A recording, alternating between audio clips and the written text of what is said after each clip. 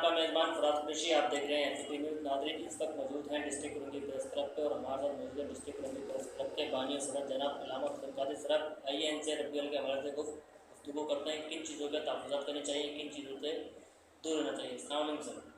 وعلیکم السلام ورحمۃ اللہ وبرکاتہ۔ اور کیسے ہیں فراز؟ آپ ٹھیک ہیں؟ خیریت سے؟ ربیع الاول جو ہے یہ ہمارے لیے مسلمانوں کے لیے رب تبارک و تعالیٰ نے کا دن ہمیں عطا فرمایا ہے، اور یہ یقیناً جو ہم دو عیدیں مناتے ہیں، عید فطر اور عید قربان جو ہے، عید الاضحیٰ جس کو کہا جاتا ہے، یہ ان سے بھی بڑی عید ہے ہمارے لیے بینگ مسلم۔ تو ہمیں یہ چاہیے کہ اللہ کہ پیارے رسول صلی اللہ علیہ وسلم کی جو آمد ہے اس کو سایہ نشان طریقے سے منائیں، کہ کوئی غیر شرعی عمل جو ہے اس سے ہم بچیں۔ باقی جو ہے آپ اس دن روزہ رکھیں، غریبوں میں مسکینوں میں کھانا دیں، لنگر کریں، سبیلیں لگائیں، یعنی کہ اگر آپ کسی کو ایک گھونٹ پانی بھی پلاتے ہو تو یہ بھی اجر و ثواب ہے نا۔ تو جو لوگ جو ہیں انہوں نے اس وقت سبیلیں لگائی ہیں، لنگر کرتے ہیں، تو اللہ تبارک و تعالیٰ جب اس کے پیارے حبیب صلی اللہ علیہ وسلم کی آمد کے موقع پر خرچ کیا جاتا ہے۔ رسول اللہ صلی اللہ علیہ وسلم کا جو تذکرہ ہے قرآن مجید فرقان حمید میں کچھ اس طرح کیا ہے۔ رب تعالیٰ ارشاد فرماتا ہے کہ وَرَفَعْنَا لَكَ ذِكْرَكَ، ایک محبوب صلی اللہ علیہ وسلم میں نے آپ کے ذکر کو بلند فرمایا۔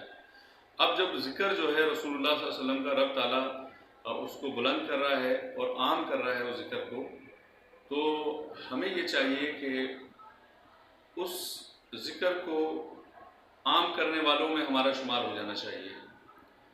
تو اب جب ہم رسول اللہ صلی اللہ علیہ وسلم کی مدحت کریں گے، آپ کی نعتیں پڑھیں گے، یقیناً رسول اللہ صلی اللہ علیہ وسلم کا ذکر بلند ہوگا وہ زمین کے چپے چپے پر۔ تو ہمیں یہ چاہیے کہ جو جلوس ہیں میلاد شریف کے اس میں بھی شرکت کریں، اور کوشش کریں کہ روزہ رکھیں، زیادہ سے زیادہ ہماری مائیں بہنیں بیٹیاں بچیاں گھر میں درود پاک پڑھیں، اور اس نیت سے کریں کہ یہ سب ہمارے اعمال اور افعال سے رسول اللہ اور اللہ کی خوشنودی حاصل ہو۔ تو یہ تو ہے نعمت نا جو رب تعالیٰ نے ہمیں دی، اور اس سب سے بڑی نعمت یہ ہے کہ اللہ کے پیارے رسول ہمارے لیے ایک نعمت ہے۔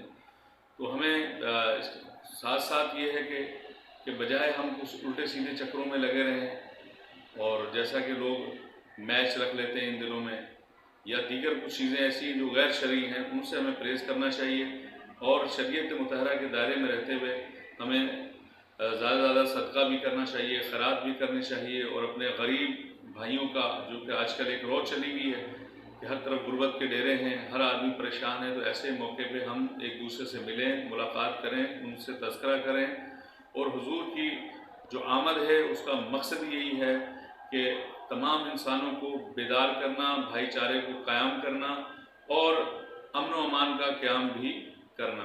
تو یقیناً جو بھی شخص یا کوئی فرد یا کوئی تنظیم اس طرح کا عمل کرے کہ لوگوں کو جمع کر کے حضور کی مدح سرائی کرے، حضور کے لیے محفلیں سجائے، جلوس نکالے، تو یقیناً یہ بڑا کار خیر اور اجر و ثواب کا کام ہے۔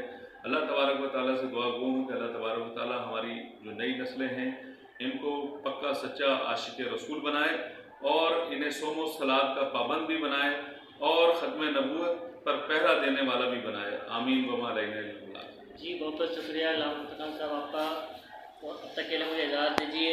میں فراز قریشی، ایف پی نیوز،